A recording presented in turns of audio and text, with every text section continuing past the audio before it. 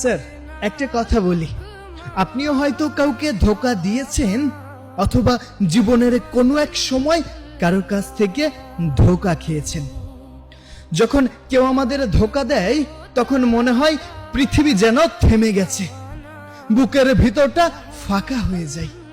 মনে হয় এতদিন যাকে নিজের পৃথিবী ভেবেছিলাম, সে কিভাবে এত সহজে সবকিছু ভেঙে দিল। স্যার, আমরা তখন নিজেকে প্রশ্ন করি, আমরা তখন ভাবতে থাকি, মানুষ কি তাহলে এভাবেই মানুষকে আঘাত করে? আমি তো তাকে আমার জীবনের সবটুকু দিয়ে ভালোবেসেছিলাম স্যার।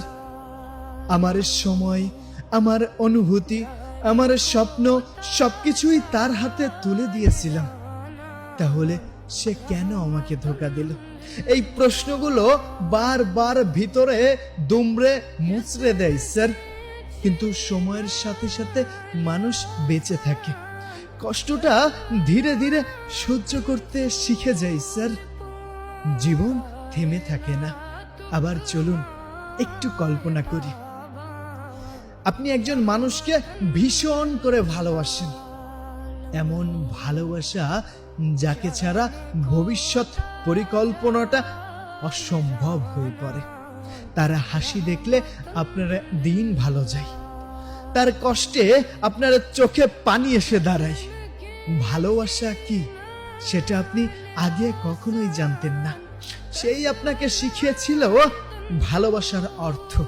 কিন্তু একদিন আপনি লক্ষ্য করলেন, আগের মতো সে আর খোঁজ নেয় না, ভালোবাসে না স্যার, আগের মতো অপেক্ষাও করে না।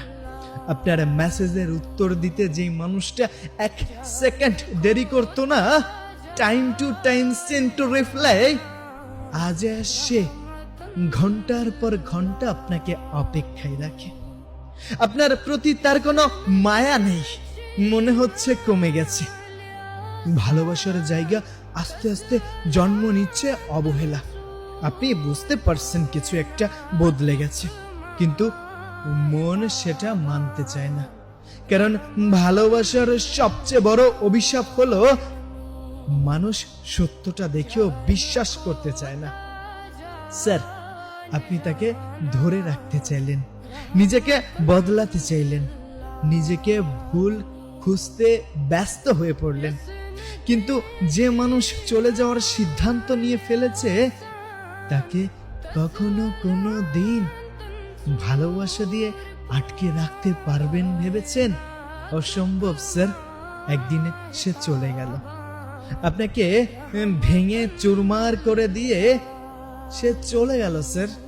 হয়তো সে ভেবেছিল আপনি তাকে ছাড়া বাঁচতে পারবেন না, হয়তো সে ভেবেছিল পৃথিবী তার চেয়ে ভালো কাউকে আপনি খুঁজে পাবেন না। কিন্তু জীবন বড় অদ্ভুত স্যার। যাকে ধোঁকা দেওয়া হয় সে কেবল একটুখানি কষ্ট পায়, আর যে ধোঁকা দেয় সে তার পরিচয় সময়ের কাছে দেয়। স্যার, ওই মানুষটা এমন একটা মানুষ হারায় যাকে সে চোখ বন্ধ করে বিশ্বাস করতে পারত। বছরের পর বছর কেটে যায়, যৌবন শেষ হয়ে যায়, চোখের নিচে কালো দাগ পড়ে। একসময় সুন্দর মুখে ভাঁজ পড়তে শুরু করে, বয়সের চাপ পড়ে যায়। যে সৌন্দর্য নিয়ে একদিন অহংকার ছিল, সেই সৌন্দর্য আয়নার সামনে দাঁড়িয়ে ধীরে ধীরে হারিয়ে যেতে থাকে স্যার।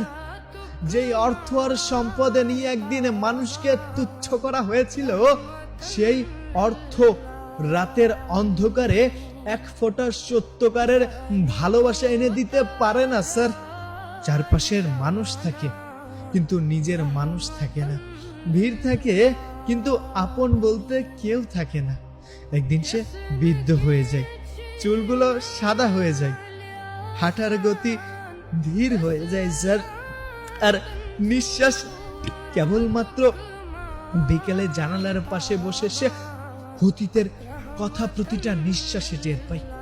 হঠাৎ তার মনে পড়ে যায় স্যার সেই মানুষটার কথা, সে যাকে নিঃস্বার্থভাবে তাকে ভালোবেসেছিল, কিন্তু সে তাকে অবহেলা করেছিল। যে তার জন্য নিজের সব সুখ বিসর্জন দিয়েছিল, যে শুধু একটু ভালোবাসা চেয়েছিল। আর তখন তার বুকের ভেতরটা হাহাকার করে ওঠে। সে বুঝতে পারে স্যার, জীবনে অনেক মানুষ পাওয়া যায়, কিন্তু নিঃস্বার্থ ভালোবাসা বারবার পাওয়া যায় না স্যার। তখন সে খুঁজতে চায়, ক্ষমা চাইতে চায় সেই মানুষটার কাছে, একবার বলতে চায় আমি ভুল করেছি। কিন্তু কিন্তু সময় তখন তাকে আর দ্বিতীয় সুযোগ দেয় না। কিছু মানুষকে হারানোর পর আর কখনো কোনো দিন ফিরে পাওয়া যায় না। তখন অনুশোচনা তাকে প্রতিদিন পড়ায়। রাতের পর রাত ঘুম আসে না স্যার, কারণ জীবনের শেষ প্রান্তে এসে মানুষ বুঝতে পারে সৌন্দর্য চিরস্থায়ী নয়, সম্পদ চিরস্থায়ী নয়, অহংকার চিরস্থায়ী নয়। চিরস্থায়ী যদি কিছু থাকে সেটা হলো মানুষের প্রতি করা ভালোবাসা আর ব্যবহারের স্মৃতি। তাই কাউকে ধোঁকা দেওয়ার আগে একবার ভেবে দেখবেন, কারণ হয়তো আজ আপনি জিতে গেছেন, কিন্তু সময়ের আদালতে প্রতিটা বিশ্বাসঘাতকের হিসাব একদিন না একদিন মিটিয়ে দিতে হবে স্যার। আর সেই বিচার যখন আসে তখন অনেক দেরি হয়ে যায়। এটাই দেরি যে তখন কান্না করলেও শোনার মতো কেউ থাকে না। আপনার জীবন স্যার এমনিতেই কেটে যাবে, কিন্তু যেই মানুষটা আপনার সাথে বিশ্বাসঘাতকতা করেছে সেই মানুষটা জীবনের শেষ প্রান্ত পর্যন্ত স্যার ঠুকরে ঠুকরে মরবে। একটু অপেক্ষা করুন, মানুষকে দেওয়া ধোঁকা প্রতিটা মুহূর্তে তার মনে পড়বে। এই জীবন, এই যৌবন যখন শেষ হয়ে যাবে ঠিক তখন মনে পড়বে সেই মানুষটা তো আমাকে ভালোবেসেছিল নিঃস্বার্থভাবে। আজ আমার সব থাকলেও আমার জীবনে সুখ নাই। স্যার মানুষ বাঁচে কয়দিন? এই তো যদি গড় হিসাবে 60 থেকে 70 বছর। কত মানুষ তো অ্যাক্সিডেন্টেও দুর্ঘটনায় মারা যায়, কত মানুষ তো রোগ শোকে জীবন ত্যাগ করে। স্যার ওই মানুষটা কি পারবে কোনো দিন নিজেকে ক্ষমা করতে? আমার তো মনে হয় পৃথিবীতে প্রত্যেকটা মানুষ শেষ বয়সে এসে মানুষের পা ধরে ক্ষমা চাইতে চাইও সেই মানুষগুলাকে পাবে না স্যার, কোনো দিন পাবে না। আপনারা এতক্ষণ শুনছিলেন আমি ইকরামুল বিবি, আমাদের ইউটিউব চ্যানেল ইকরামুল বিবি। সেখানে প্রতিনিয়ত এমন সব গল্প পাবেন যে গল্পগুলো হয়তো এখানেও পাবেন না। ইনশাল্লাহ সেখানে অনেক লং ভিডিও পাবেন। যদি সত্যিই গল্পগুলো শুনতে চান, ভালোবাসেন, ভালো লাগে, তাহলে ঘুরে আসবেন আমাদের ইউটিউব চ্যানেল থেকে ইকরামুল বিবি। টাটা, বাই বাই, ভালো থাকবেন। জীবনে কখনো কাউকে ধোঁকা দিয়েন না, কারণ যে ধোঁকা দেয় সে কখনো ভালো থাকতে পারে না। যে ধোঁকা খায় সে বড় জোর কষ্ট পায়, তারপর সবকিছুই স্বাভাবিক হয়ে যায়। তার জীবনেও সুন্দর কেউ আসে, সুন্দর কিছু ভাসে। ধন্যবাদ। সাইনিং অফ, ইকরামুল বিবি। আমি ইকরামুল বিবি।